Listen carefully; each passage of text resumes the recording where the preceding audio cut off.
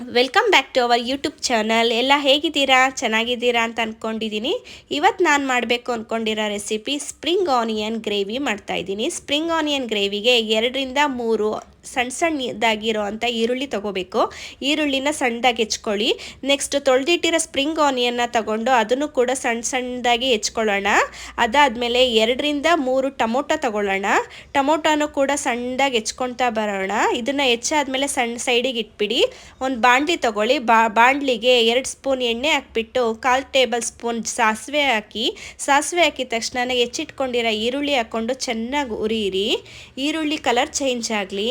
ಈರುಳ್ಳಿ colour change ಆಗಿದ ತಕ್ಷಣ ಅದಕ್ಕೆ ನೀವು ಟೊಮೊಟೊ ಆ್ಯಡ್ ಮಾಡಿ ಉರಿರಿ ಚೆನ್ನಾಗಿ. ಟೊಮೊಟೊನೂ ಕೂಡ ಅದ್ರ ಜೊತೆ ಮಿಕ್ಸಪ್ ಆಗಿ ಬೇಯಲಿ ಚೆನ್ನಾಗಿ. ಟೊಮೊಟೊ ಬೆಂದ ತಕ್ಷಣ ನಾವು ಹೆಚ್ಚಿಟ್ಕೊಂಡಿರೋ ಸ್ಪ್ರಿಂಗ್ ಆನಿಯನ್ಗಳನ್ನ ಹಾಕಿ ಎಲ್ಲನೂ ಕ್ಲೀನಾಗಿ ತೊಳೆದ್ಬಿಟ್ಟು ಹಾಕ್ಕೊಳ್ಳಿ.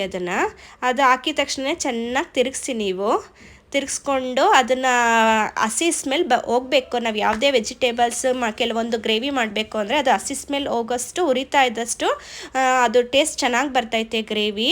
ಅದಾದಮೇಲೆ ನೀವು ಸ್ವಲ್ಪ ಅದಕ್ಕೆ ಅರಿಶಿನ ಹಾಕಿ, ಗರಂ ಮಸಾಲ, ಧನಿಯಾ ಪುಡಿ ಮತ್ತು ಸ್ವಲ್ಪ ಲೈಟಾಗಿ ರೆಡ್ ಚಿಲ್ಲಿ ಪೌಡರ್ ಇಷ್ಟು ಹಾಕಿದ್ರೆ ಸಾಕಾಗ್ತೈತೆ.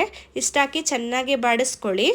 ಎಲ್ಲ ನೋಡಿ ಈಗೆಲ್ಲ ಬೇಯ್ದಿದೆ, ಹೇಗೆ ಕಲರ್ ಚೇಂಜ್ ಆಗಿದೆ. ಸ್ಪ್ರಿಂಗ್ ಆನಿಯನ್ ಎಷ್ಟೊಂದು ಇದ್ದಿದ್ದು ಎಷ್ಟು ಕಡಿಮೆ ಆಯಿತು. ರುಚಿಗೆ ತಕ್ಕಷ್ಟು ಉಪ್ಪು ಹಾಕ್ಕೊಳ್ಳಿ. ನೀವು ನೋಡಿ ತಿರುಗಿಸ್ತಿದ್ದಾಗೇ ಈಗ ಕೆಳಗೆ ಸ್ವಲ್ಪ ತಳ ಹಿಡ್ಕೊತಿದೆ ಅಲ್ಲ, ನೀವು ಹೇಗೆ ಈಗ ಹಾಕ್ತಾ ಇರೋದೇನೆಂದರೆ ಕಾಯಿ ಹಾಲು. ನೀವನ್ನ ಒಂದು ಲೋಟದಷ್ಟು ಕಾಯಿನ ರುಬ್ಕೊಂಡು ಒಂದು ಲೋಟ ಬರಬೇಕು ಅಷ್ಟು ಕಾಯಿ ಹಾಲನ್ನ ಹಾಕ್ಕೊಳ್ಳಿ. ನೀವು ಕಾಯಿ ಹಾಲು ಹಾಕ್ಕೊಂಡ್ಮೇಲೆ ಎಷ್ಟು ಡಿಫ್ರೆಂಟ್ ಟೇಸ್ಟ್ ಬರುತ್ತೆ ಅಂದರೆ ಸೇಮ್ ಅದು ನಾವು ಮಂಗಳೂರಲ್ಲಿ ಎಲ್ಲ ಬೇರೆ ಕಾರವಾರದಲ್ಲಿ ತಿಂತೀವಲ್ಲ ಆ ಊಟ ಥರ ಇರುತ್ತೆ ನೋಡಿ. ಸ್ಪ್ರಿಂಗ್ ಆನಿಯನ್ ಗ್ರೇವಿ ನಾವು ಇದನ್ನು ರೈಸ್ ಜೊತೆ ಚಪಾತಿ ಜೊತೆ ತಿನ್ನಿ, ತುಂಬ ಟೇಸ್ಟ್ ಇರುತ್ತೆ, ಚೆನ್ನಾಗೂ ಇರುತ್ತೆ ಕೂಡ.